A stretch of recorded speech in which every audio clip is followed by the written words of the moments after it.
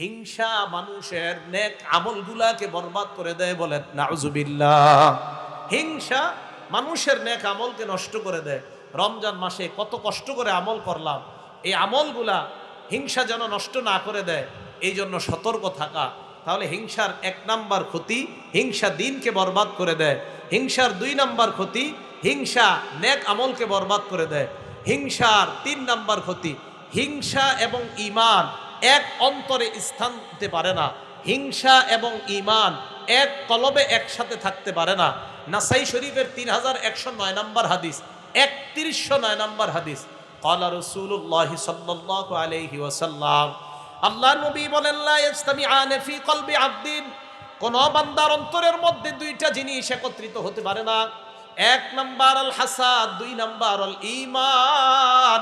নবীজি বলেন হাসাদ মানে হিংসা, আল্লাহ নবী বলেন ঈমান এবং হিংসা এক অন্তরের মধ্যে একত্রিত হতে পারে না।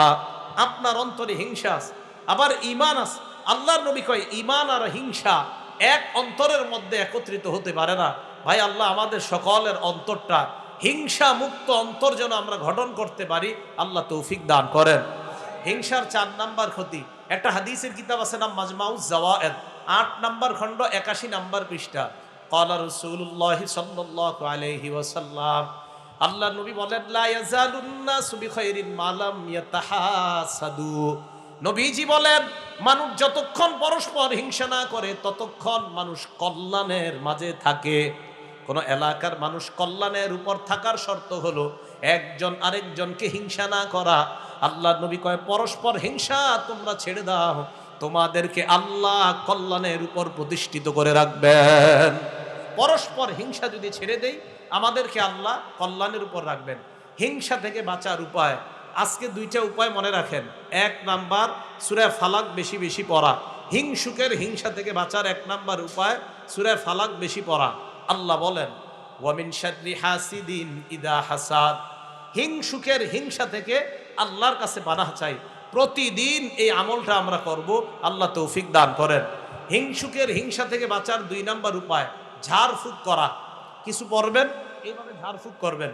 এই ব্যাপারে 2টা দৃষ্টান্ত আপনাদের সামনে পেশ করি। 1 নাম্বার তিরমিজি শরীফের 972 নাম্বার হাদিস, আবু সাঈদ রাদিয়াল্লাহু তাআলা আনহুর বর্ণনা। তিনি বলেন, আন্না জিবরাইল আতান নবিয়্য সাল্লাল্লাহু আলাইহি ওয়াসাল্লাম, আল্লাহর নবীর কাছে জিবরিল আমিন আসলেন।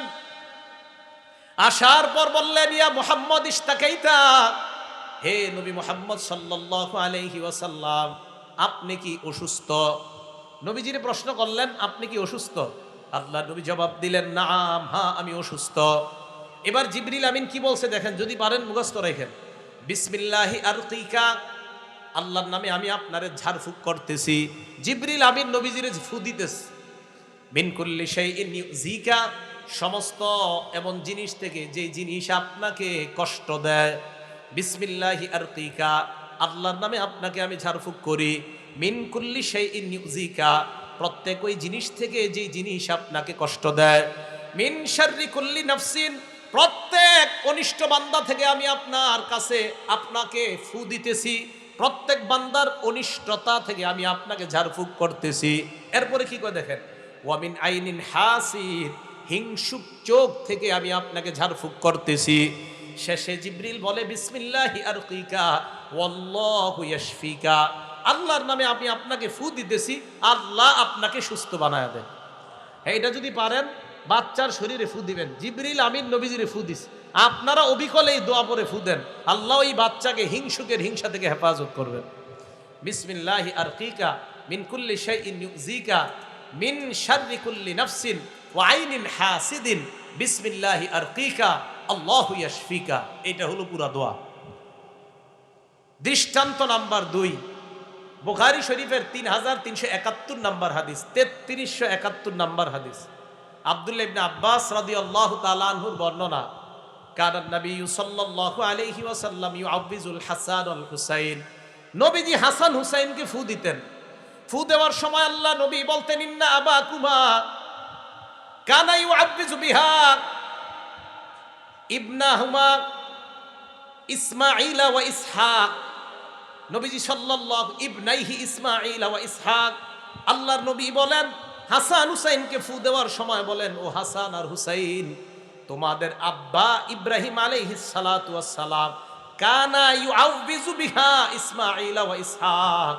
তোমাদের আব্বা ইব্রাহিম আলাইহিস সালাতু ওয়াস সালাম তার সন্তান ইসমাঈল এবং ইসহাককে আমি তোমাদের দুইজনকে যেইভাবে ফু দেই, ইব্রাহিম নবী তার দুই সন্তানকে এইভাবে ফু দিতেন। ইব্রাহিম নবী ফু দিতেন ইসমাইল আর ইসহাক নবীকে কিভাবে? যদি পারেন দোয়াটা মুখস্থ রাখেন। ইব্রাহিম নবীও এই দোয়া পড়তেন, আমাদের নবী এই দোয়া পড়তেন, আপনিও এই দোয়া পড়ে আপনার সন্তানকে ফু দেন। আউযু বিকালিমাতিল্লাহি তাম্মা মিন কুল্লি শাইতানিন হাম্মা ওয়া মিন আইনিন লাম্মা। বাস এতটুকু। আউযু বিল্লাহ, আল্লাহর কাছে পানাহ চাই, মিন কুল্লি শাইতান, প্রত্যেক শয়তান থেকে, হাম্মা, প্রত্যেক অনিষ্ট বিচরণকারী যত প্রাণী আছে এই প্রাণীদের অনিষ্টতা থেকে, ওয়া মিন আইনিন লাম্মা, প্রত্যেক হিংসুক চোখ থেকে আমি আল্লাহর কাছে পানাহ চাই। এটা বলে বাচ্চাদের শরীরে ফু দিবেন, নিজের শরীরে ফু দিবেন। আল্লাহর নবী হাসান হুসাইনের শরীরে ফু দিতেন আর বলতেন, ইব্রাহিম নবী অবিকল এই দোয়াটা পড়ে ইসমাইল এবং ইসহাক নবীকে ফু দিতেন। আউযু বিকালিমাতিল্লাহ, বুখারী শরীফের বর্ণনা 3371 নম্বর হাদিস। আউযু বিকালিমাতিল্লাহি তাম্মা মিন কুল্লি শাইতানিন হাম্মা ওয়া মিন কুল্লি আইনিন লাম্মা। এই হলো দোয়াটা। আল্লাহ আমাদের সকলকে আমল করার তৌফিক দান করেন। এখন আসেন 9 নাম্বার কথা, হিংসুক চোখ নিয়ে 5টা কথা বলবো, মন দিয়ে শুনেন। হিংসুক চোখ, এতক্ষণ বললাম হিংসুক ব্যক্তি, হিংসুক চোখ, এই কথাটা খুব গুরুত্ব সহকারে শুনেন। হিংসুক চোখ 1 নাম্বার সূরা কলামের 51 নাম্বার আয়াত, আল্লাহ পাক রব্বুল আলামিন বলেন, ওয়া ইয়াকাদুল লাযীনা কাফারু লা ইউযলিকুনাকা বিআবসারিহিম লাম্মা সামিউয যিকরা ওয়া ইয়াকুলুনা ইন্নাহু লামাজনুন। আল্লাহ পাক রব্বুল আলামিন বলেন, বেঈমানরা যখন আপনার কোরআন শুনে, আপনার হাদিস শুনে, আপনার থেকে উপদেশ মালা শুনে, বেঈমানরা, আমার দিকে তাকান, এরা চোখের মাধ্যমে আপনাকে আশ্রে ফেলতে চায়, এরা চোখের মাধ্যমে আপনাকে আসার দিতে চায়। শেষ করে এমন করে না, চোখের মাধ্যমে আপনাকে আসার দিতে চায়। হ্যাঁ, একদম শেষ করে ফেলতাম। আল্লাহ বলছেন এরা চোখের মাধ্যমে আপনাকে আসার মারতে চায়। কোরআনের আয়াত প্রমাণ করে চোখের ভয়ঙ্কর কাজ করতে পারে চোখ, যারা চোখের মাধ্যমে আপনারে শেষ করে দিতে চায়। হাবিব, 2 নাম্বার কথা, চোখে কতটা ভয়ঙ্কর প্রভাব বিস্তার করতে পারে দেখেন। মুসলিম শরীফের 5595 নাম্বার হাদিস, ক্বালা রাসূলুল্লাহ সাল্লাল্লাহু আলাইহি ওয়াসাল্লাম, আল্লাহ নবী বলেন, লাউ কানা শাইউন সাবাকাল কদরা, নবীজি বলেন ভাগ্য পরিবর্তন করতে কেউ পারে না। কোন জিনিস যদি ভাগ্যকে অতিক্রম করতে পারতো, সাবাকাতুল আইন, তাহলে চোখ ভাগ্যকেও পরিবর্তন করে দিত। ভাগ্যকে না, কিন্তু কোন জিনিস যদি ভাগ্যকে অতিক্রম করত, চোখ এত ভয়ঙ্কর, এই চোখ ভাগ্যকে অতিক্রম করে ফেলতে পারত, চোখের এতটা পাওয়ার। তাহলে নবীজি সাল্লাল্লাহু আলাইহি সাল্লাম চোখের পাওয়ার কত বেশি এটা বললেন। 3 নাম্বার, মুসলিম শরীফের 5619 নাম্বার হাদিস, এই হাদিসটা মন দিয়ে শুনেন। রাসূল আকরাম সাল্লাল্লাহু আলাইহি সাল্লাম রাখাসা লি আলি হাজমিন ফি রুকিয়াতিল হাইয়া, সাপ কামড় দিলে ওই সাপের কামড় থেকে বাঁচার জন্য নবীজি সাল্লাল্লাহু আলাইহি সাল্লাম ঝাড়ফুঁক করার অনুমতি দিলেন। হযরত জাফর রাদিয়াল্লাহু তাআলা আনহুর বিবির নাম আসমা বিনতে উমাইস। এই আসমা বিনতে উমাইস রাদিয়াল্লাহু তাআলা আনহার সন্তানদেরকে নবীজি তাকাইলেন, তাকানোর পর বললেন, মা আলী আরা আজসামা বানি আখিক দারিআতান। আল্লাহর নবী বললেন, ও আসমা, আমার ভাইয়ের সন্তানগুলার কি অবস্থা, তারা এত শুকায় গেছে কেন? তুসিবুহুমুল হাজা, না খাইতে না খাইতে আমার ভাতিজারা কি শুকায় গেল নাকি? হযরত জাফর হলো আমাদের নবীজির চাচাতো ভাই, সেই হিসাবে নবীজি বললেন, আসমা, আমার এই চাচাতো ভাইয়ের ছেলেগুলার এই অবস্থা কা, তারা কি না খাইতে না খাইতে শুকায় গেছে নাকি, এমন অবস্থা কা? দেখেন, মন দিয়ে শোনেন। নবীজি বললেন, এদের শরীর বাড়ে না কেন, এমন চিকনা কেন, শুকায় গেছে কেন? হযরতে আসমা জবাব দিলেন, লা ইয়া রাসূলুল্লাহ, খাদ্যের কোনো অভাব নাই। ওয়ালাকিনিল আইন তুসরিউ ইলাইহিম ইয়া রাসূলুল্লাহ, কিন্তু হুজুর আমার সন্তানগুলোর উপর মানুষের বদনজর লাগে। কি লাগে? হুজুর মানুষ খুব দ্রুত আমার সন্তানগুলোকে বদনজর দেয়। আল্লাহর নবী কয়, ইরকিহিম, তাদেরকে ঝাড়ফুঁক করবা। তাহলে এই হাদিস দ্বারা বোঝা যায় চোখ আপনারে একদম একদম রোগাক্রান্ত বানায় দিবে। চোখ মানুষের ক্ষেতের ধান পুরা নষ্ট করে দেয়, চোখ পেঁপে গাছের সব পেঁপে ফালায় দেয়, চোখ কাঁঠাল গাছের কাঁঠাল সব নষ্ট করে দেয়। তো রাসূল আকরাম সাল্লাল্লাহু আলাইহি সাল্লাম বললেন, আসমা তোমার সন্তানদের কি হয়েছে? কয় হুজুর এদেরকে চোখ বদ নজর এদের উপর খুব বেশি লেগে যায়। নবী কয় ঝাড়ফুঁক করো। 4 নাম্বার কথা, ইবনে মাজা কিতাবের নাম, হাদিস নাম্বার 3509, 3509। হ্যাঁ, এটা মন দিয়ে শোনেন। মাদ্রাসার হুজুর যারা আছে তাদেরকে বলবো, এলাকাবাসী যারা আছেন তাদেরকে বলবো, মাদ্রাসার ছাত্র যারা আছেন তাদেরকে বলবো, এলাকাবাসীও শোনেন। আপনারা মাঝে মাঝে সন্তান গোসল করায়া বারান্দায় দাঁড় করায়া দেন, রৌদ্রের মধ্যে দাঁড় করায়া দেন, সন্তান দাঁড়ে উঠানের মধ্যে ছেড়ে দেন, তার শরীরের দিকে অন্য মানুষ তাকায়। এরা ভালো করে শোনেন, সন্তানের শরীর যারা অন্যের সামনে খোলা রাখেন, অথবা আপনারা বয়স্ক যারা, আমরা বয়স্ক যারা, আমরাও যারা পুকুরের মধ্যে সবার সামনে গোসল করি, খুব সতর্ক হয়ে গোসল করা দরকার, শরীরে গামছা রাখা দরকার। কেন দরকার? হাদিসটা শোনেন, ইবনে মাজা 3509 নাম্বার হাদিস। নবীজি সাল্লাল্লাহু আলাইহি সাল্লামের জামানায় এক আশ্চর্য ঘটনা ঘটছে। কি ঘটছে? আমির ইবনে রবিআ, বলেন তো নামটা কি? আরেকটা নাম মনে রাখবেন, সাহাল ইবনে হুনাইফ। কি নাম? সাহাল ইবনে হুনাইফ। তো এই সাহাল ইবনে হুনাইফ গোসল করতেছে। মাররা আমির ইবনে রবিআ বিসাহাল ইবনে হুনাইফ রাদিয়াল্লাহু তাআলা আনহুমা। আমির ইবনে রবিআ সাহাল ইবনে হুনাইফের পাশ দিয়ে অতিক্রম করলেন। অতিক্রম করার সময় ওহুয়া ইয়াগতাসিলু, সাহাল ইবনে হুনাইফ গোসল করতেছিলেন। সাহাল ইবনে হুনাইফ দেখতে বড় সুন্দর। সাহাল ইবনে হুনাইফকে দেখার পর আমির ইবনে রবিআর বক্তব্যটা ছিল এমন, লাম আরা কাল-ইয়াউম ওয়ালা জিলদা মুখাব্বাআতান। সাহাল ইবনে হুনাইফকে গোসলরত অবস্থায় এত সুন্দর আমি দেখলাম, এমন সুন্দর শরীর কোন পর্দার আড়ালের নারী কেউ দেখি না। কি বলল? আমির ইবনে রবিআ বলল, সাহাল ইবনে হুনাইফ এত সুন্দর ছেলেটা, এত সুন্দর তার শরীর, পর্দার আড়ালের কোন নারীও মনে হয় এত সুন্দর না। আমির ইবনে রবিআ বলল, ফামা লাবিসা আন লুবিতা সাহাল ইবনে হুনাইফ, বেশিক্ষণ হয় না, সাহাল ইবনে হুনাইফ বেহুশ হয়ে গেছে। তাড়াতাড়ি আল্লাহ নবীর কাছে নিয়ে যাওয়া হয়। আল্লাহ নবী কি বললেন, ইয়া রাসূলুল্লাহ তাড়াতাড়ি আপনি কিছু একটা করেন। নবীজি কয়, কি হইছে? মান তাত্তাহিমুনা বি, তোমাদের কাদেরকে সন্দেহ হয়? কাকে সন্দেহ হয়? সাহালের উপর কারো বদ নজর লাগছে বলে কি তোমাদের সন্দেহ হয়? কয় জি হুজুর। কয় কাকে? কয় আমির ইবনে রবিআকে আমাদের সন্দেহ হয়। নবীজি কয় ডাই কেন? আমির ইবনে রবিআকে আল্লাহ নবী ডাকছেন, ডাকার পর আমারহু আইয়া তাওয়াদ্দা, আল্লাহ নবী তাকে ওযু করতে বললেন। ওযু করার পর ইয়াগসিলু ওয়াজহা, চেহারা দৌত করাইলেন, হাত দৌত করাইলেন, পা দৌত করাইলেন, ওয়া দাখিলাতা ইজারিহি, এবং ভিতরের গুপ্ত অঙ্গ এটাও ধৌত করাইলেন, কাপড়ের ভিতরের গুপ্ত অঙ্গটাও ধৌত করাইলেন। সুম্মা আমারহু আইয়া সুব্বা আলাই, এরপর নবীজি বললেন অতিরিক্ত, কেউ কেউ বলেন যেই পানিটা ছিল সেটা, আবার কেউ কেউ বলেন না যেটা দুইছে ওই পানিটাই, আইয়া সুব্বা আলাই, যার উপরে বদ নজর লাগছে তার উপর ছিটায় দাও, যার উপর বদ নজর লাগছে তার উপর ছিটায় দাও। এখন কথা হলো, এই হাদিস দ্বারা কি বোঝা যায়? নবীজি সাল্লাল্লাহু আলাইহি সাল্লাম বলেন, শোনো তোমরা কি করো না করো মাঝে মাঝে তোমরা, হ্যাঁ দেখেন, আলামা ইয়াকতুলু আহাদুকুম, এই শব্দটা সারা জীবন মনে রাখবেন। তোমরা কিসের কারণে? আলামা ইয়াকতুলু আহাদুকুম আখাহু, তোমরা কেন একজন তার ভাইকে হত্যা করো? সাহাবারা কয়, হুজুর হত্যা মানে? হ্যাঁ, এই হিংসুক চোখ, কিছু চোখ আছে এমন যেই চোখ তার ভাইকে হত্যা করে দেয়, যেই চোখ বদনজর পড়ার কারণে এমন অবস্থা হয় যে তার ভাইকে শেষ করে দেয়। তাহলে আল্লাহর নবী কারো বদনজর পড়াটাকে হত্যার সাথে শামিল করছে। আলামা ইয়াকতুলু আহাদুকুম আখাহু, তোমাদের কেউ তার ভাইকে কেন হত্যা করো?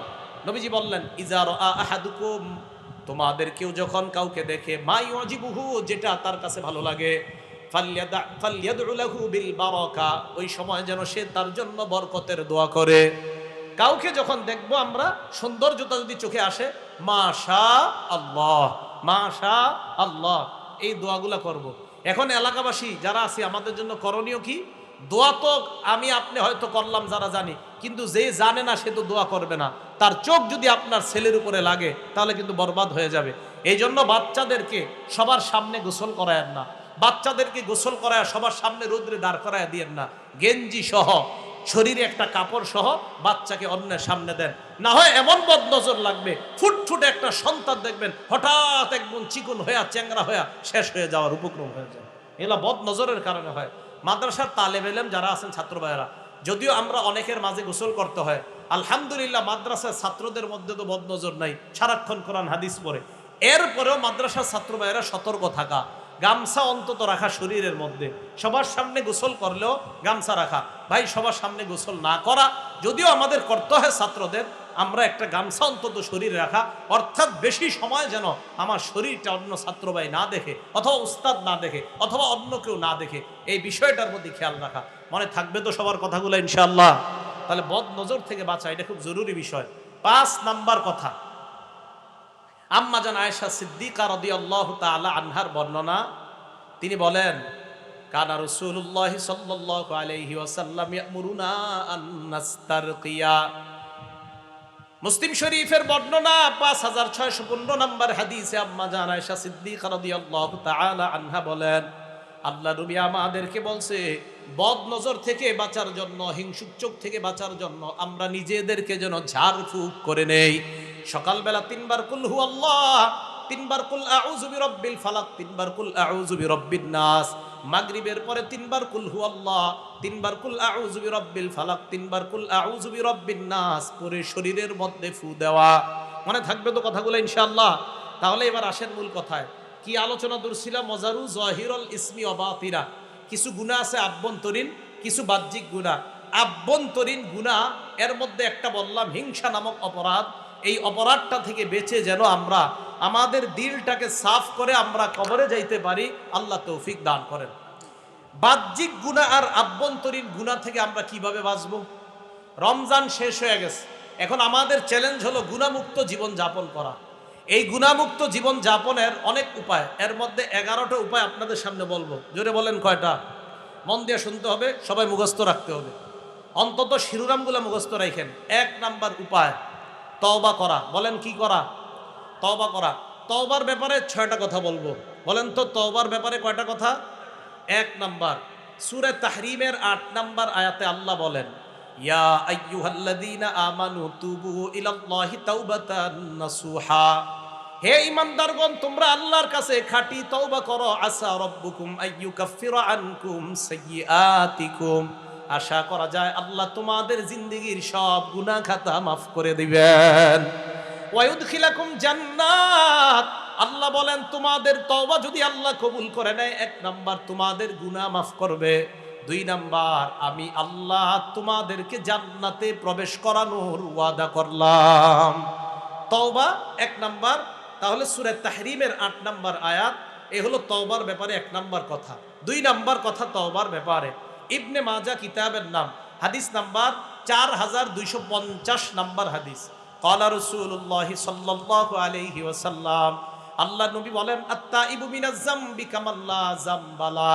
গুনাহ থেকে তওবাকারী ব্যক্তি এমন হয়ে যায় কামাল্লা যামবালা, যেন তার কোনো গুনাহ নাই।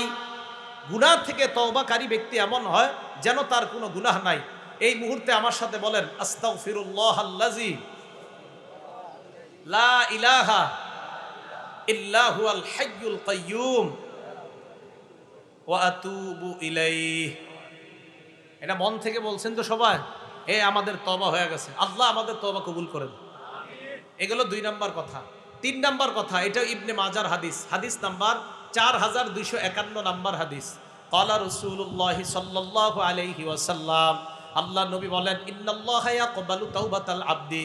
আল্লাহ নবী বলেন, কুল্লু বানি আদম খাত্তাউন, সমস্ত আদম সন্তান গুনাহগার। নবীজি বললেন, সমস্ত আদম সন্তান গুনাহগার। আমি আপনি আমাদের মাঝে কম বেশি গুনাহ হয়ে যায়। ওয়া খায়রুল খাত্তাইনা আত-তাওয়াবুন, গুনাহগারদের মধ্যে তারাই উত্তম যারা আল্লাহর কাছে তওবা করে।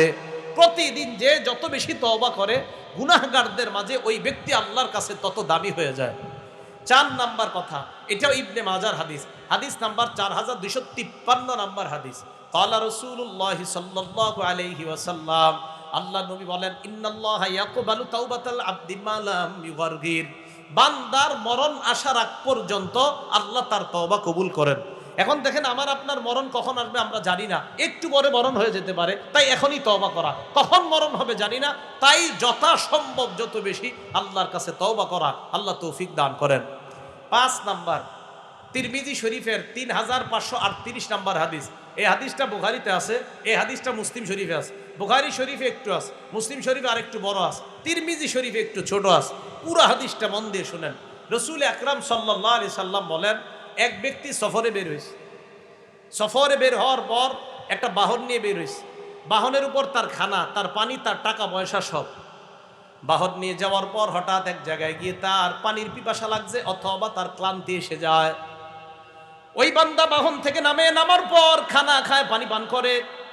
হঠাৎ বান্দা চিন্তা করলো একটু রেস্ট নেই, বিশ্রাম নেই, নেওয়ার পর আবার একটু পরে সফরে আমি যাত্রা করব। বান্দা হঠাৎ ঘুমায় যায়, ঘুম থেকে উঠছে, ওঠার পর চারদিকে তাকায় দেখে তার বাহন নাই। তাহলে খানাও গেল, পানিও গেল, টাকা পয়সা গেল। বান্দা এবার চিন্তা করে কি করা যায়, পিছনে যদি যাই বাড়ির দিকে রওনা করি তাও বাঁচবো না, সফর যেই জায়গায় রওনা করলাম সেখানেও যেতে পারবো না। এখন আমার এই জায়গায় মরণ ছাড়া কোনো উপায় নাই। মরণের নিয়তে ওই জায়গায় বসে রয়েছে।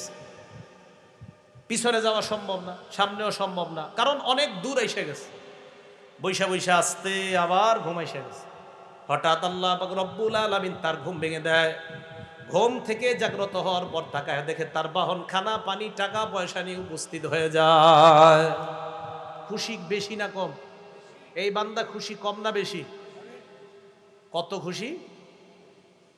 বান্দা আল্লাহর দিকে তাকায়, তাকায় দেখেন কি, আল্লাহুম্মা, হে আল্লাহ। কি বলছে? আবার বলেন, কি বলছে? তার মানে চিনছে যে আপনি আল্লাহ। আল্লাহরে ডাক দিয়ে কয়, আল্লাহ আনতা আবদি ওয়া আনা রব্বুকা। আল্লাহর দিকে তাকায় কিন্তু বলছে, হে আল্লাহ। এটা বলছে, আপনি আমার বান্দা, আমি আপনার রব। বলছে কি?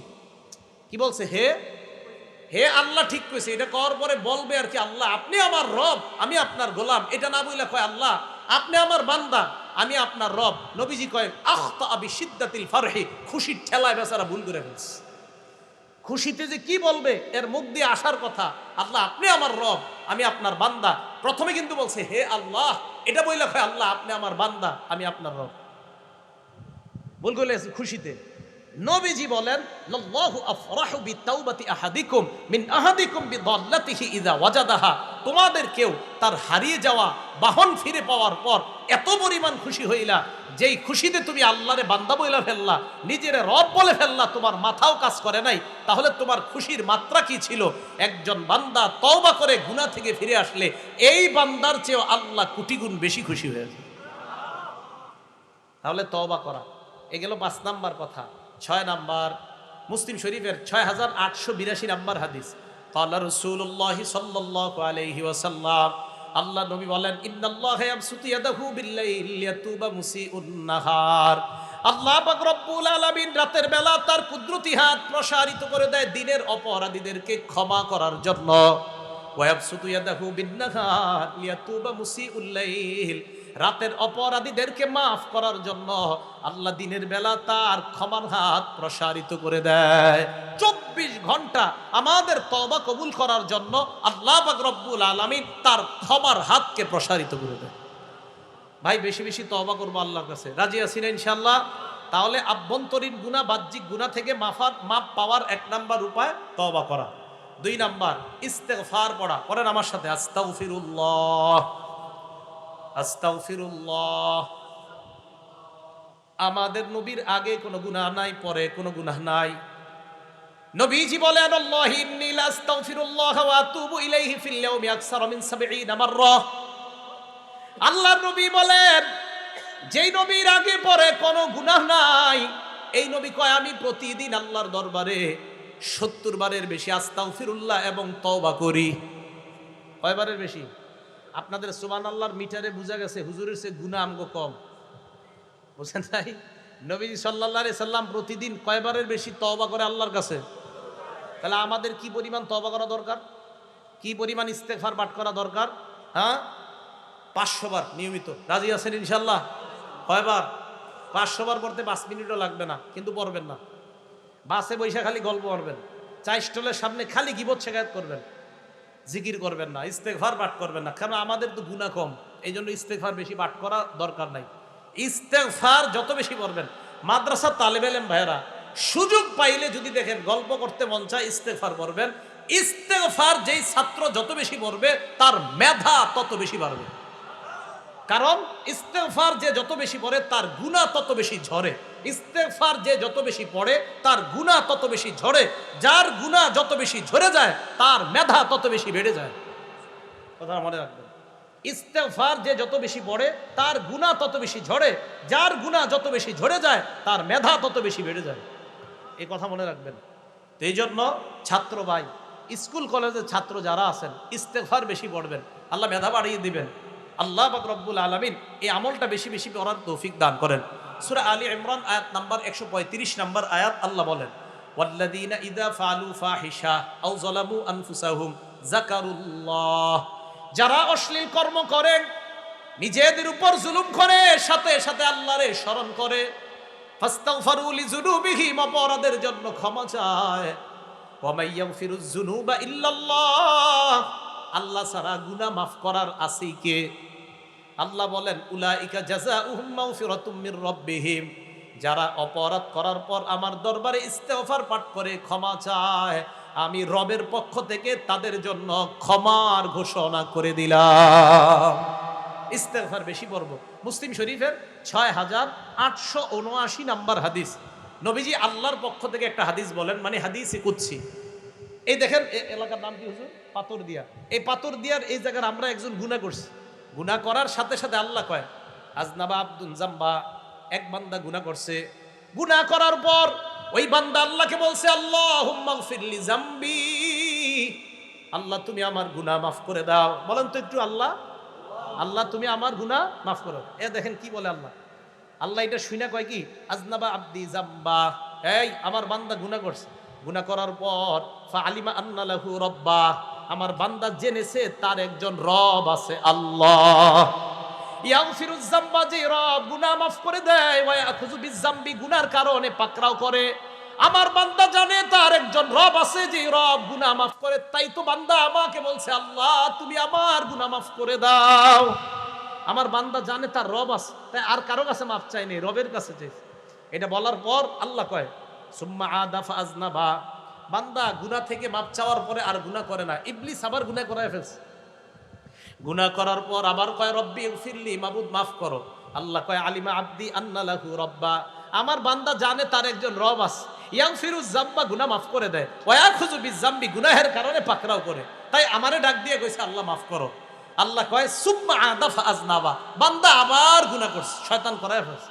আবার আমারে ডাক দিয়ে কয়, রব আমারে মাফ করেন। আল্লাহ কয়, আমার বান্দা বারবার জানে তার একজন রব আছে মাফ করার মতো। সুবহানাল্লাহ। এক পর্যায়ে আল্লাহ কয়, কদ গফারতু লাকা, বান্দা আমি তোমাকে মাফ করে দিলাম, আমি তোমাকে মাফ করে দিলাম। ভাই, আমরা গুনার জন্য ইস্তেগফার বেশি বেশি কার দরবারে পাঠ করব? আল্লাহর দরবারে। গুনাহ মাফের 2 নাম্বার উপায় ইস্তেগফার পাঠ করা। নিয়মিত আমরা বেশি বেশি ইস্তেগফার আর তওবা করব, আল্লাহ তৌফিক দান করেন। 3 নাম্বার গুনাহ মাফের উপায়, বাংলাটা মনে রাখবেন। 3 নাম্বার উপায়টা, ক্ষমা পাওয়ার আশায় আল্লাহর কাছে ক্ষমা চাওয়া। বলেন তো বাংলাটা, পাওয়ার আশায় আল্লাহর কাছে, না না ভুল হয়েছে, ক্ষমা পাওয়ার আশায় আল্লাহর কাছে বারবার ক্ষমা চাওয়া। বলেন কি বলছি?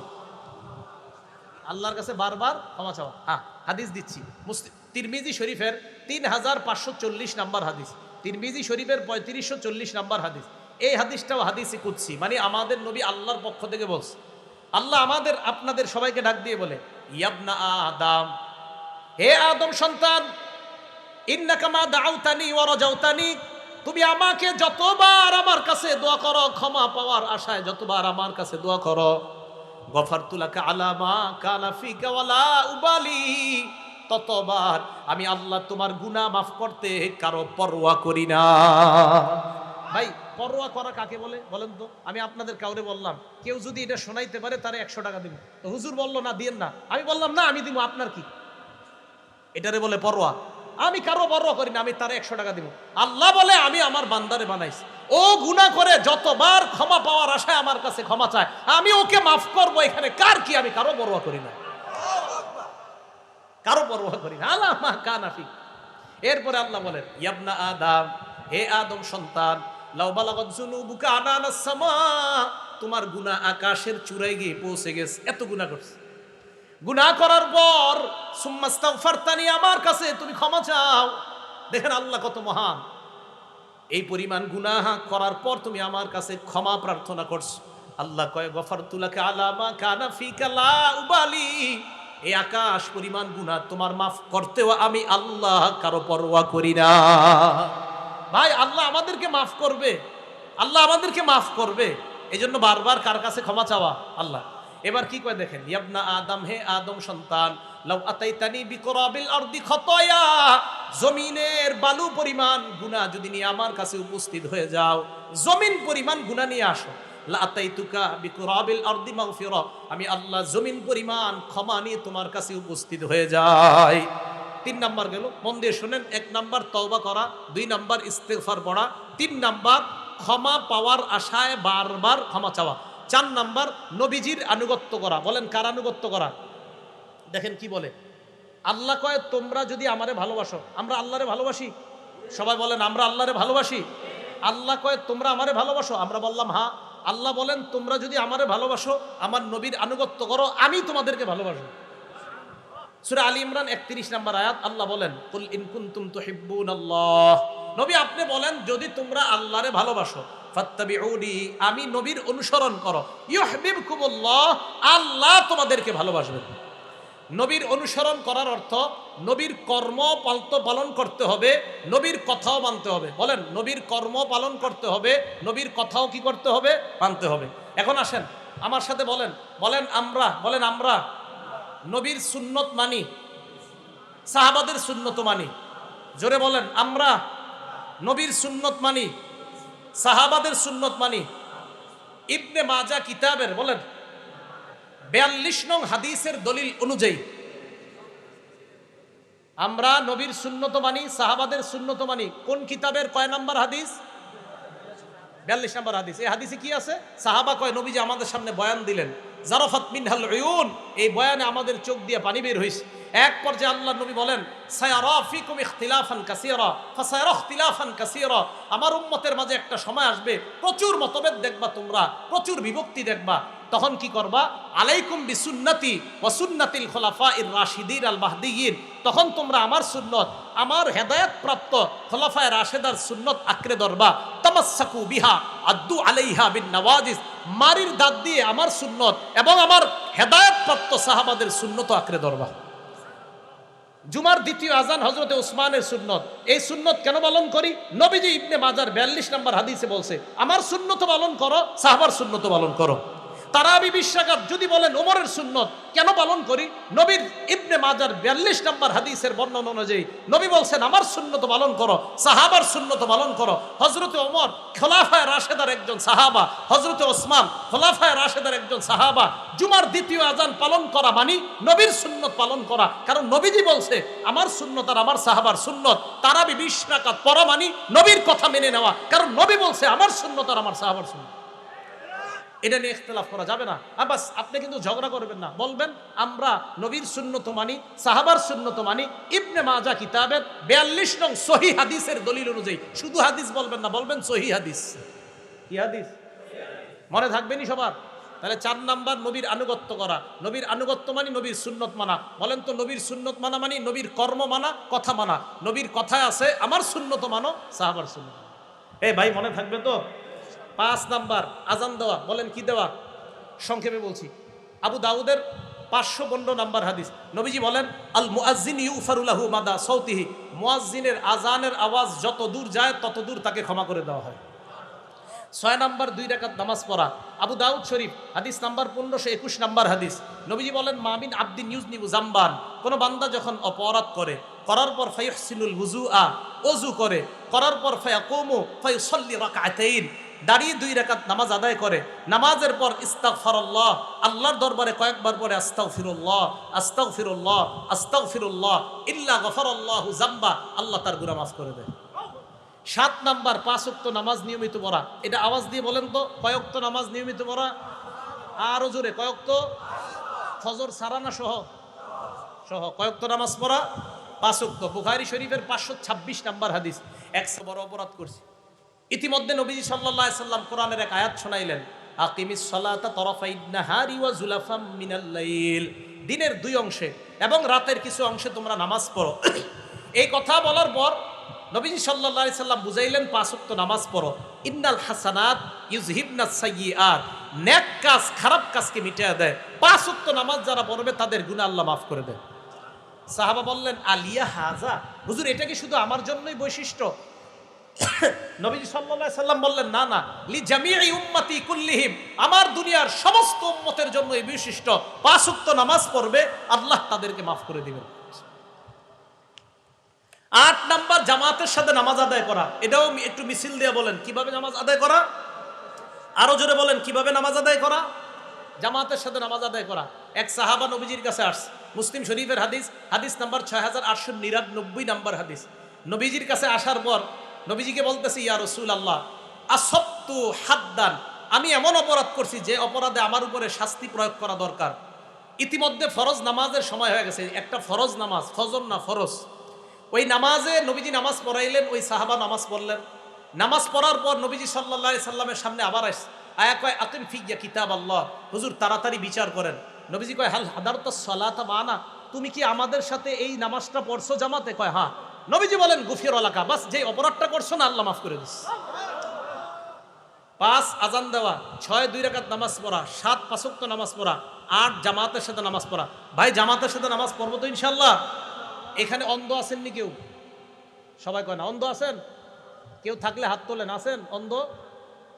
অন্ধ কেউ নাই। তাহলে একটা হাদিস শোনেন, রিয়াজুস সলিহিন 1073 নাম্বার হাদিস। এক অন্ধ সাহাবা নবীজির কাছে আসছে, আসার পর কয় ইয়া রাসূলুল্লাহ লাইসা লি কাঈদুন ইয়াকুদুনি ইলাল মসজিদ, হুজুর এমন কেউ নাই যে আমারে ধরে ধরে মসজিদে নিয়ে যেতে পারবে। নবীজি কয় কি বলতে চাও সেটা কও। হুজুর আমি বাসায় নামাজ পড়লে হবে কিনা? নবীজি বললেন হ্যাঁ ঠিক আছে হবে, যাও। ফতোয়া দিয়ে দিছে নবীজি, হবে, যাও বাসায় নামাজ পড়ো। ফালাম্মা ওয়াল্লাহ, লোকটা রওনা করছে বাসায়। মন দিয়ে শুনেন, দাহু নবীজি ডাক দিলে, শোনো শোনো, আল তাসমাউন নিদা, আজান শোনো বাসা থেকে।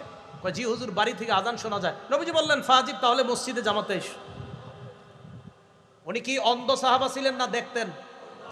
অন্ধকে নবীজি কি বললেন, কিভাবে আসবা জানি না, বাস আজান শুনবা মসজিদে আসবা। এখন আপনারা ঘুমাই থাকেন বাসায়।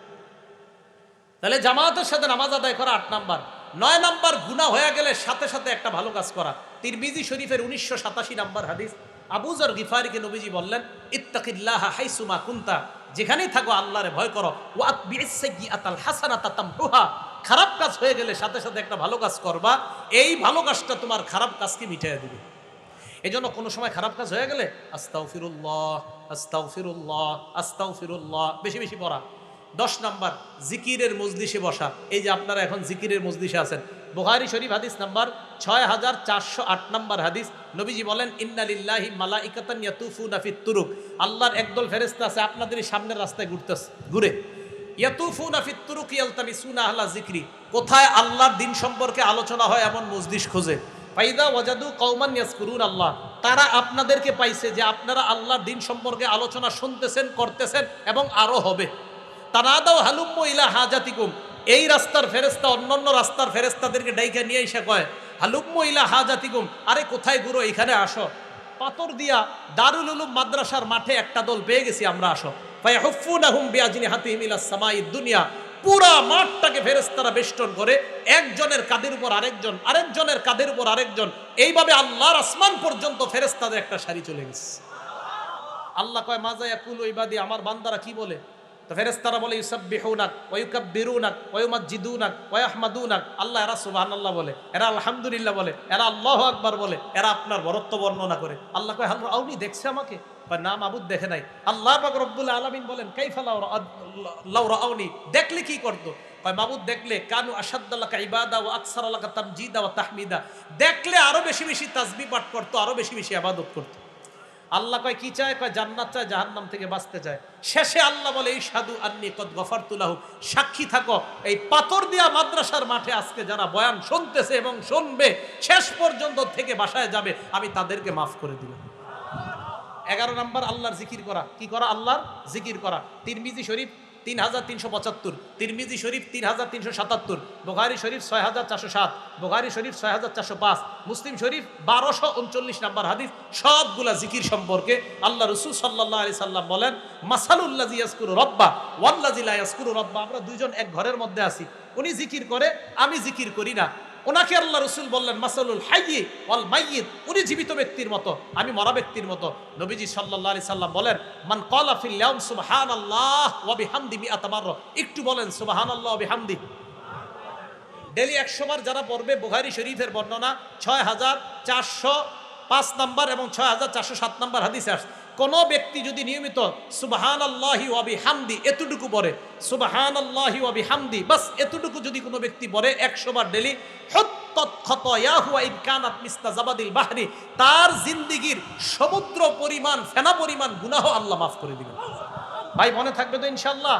1 নাম্বার তওবা করা, 2 নাম্বার ইস্তেগফার করা, 3 নাম্বার ক্ষমার আশায় দোয়া করা, 4 নাম্বার আনুগত্য করা নবীর, 5 নাম্বার আজান দেওয়া, 6 নাম্বার 2 রাকাত নামাজ পড়া, 7 নাম্বার 5 ওয়াক্ত নামাজ পড়া, 8 নাম্বার জামাতে নামাজ পড়া, 9 নাম্বার গুনাহ হয়ে গেলে ভালো কাজ করা, 10 নাম্বার জিকিরের মজলিসে বসা, 11 নাম্বার জিকির করা। আভ্যন্তরীণ গুনাহ, বাহ্যিক গুনাহ থেকে যেন মুক্ত হয়ে আমরা কবরে যেতে পারি, আল্লাহ তৌফিক দান করেন। আমিন। ওয়া আখিরু দাওয়ানা আনিল হামদুলিল্লাহি রাব্বিল আলামিন। আসসালামু আলাইকুম ওয়া রাহমাতুল্লাহি ওয়া বারাকাতুহু।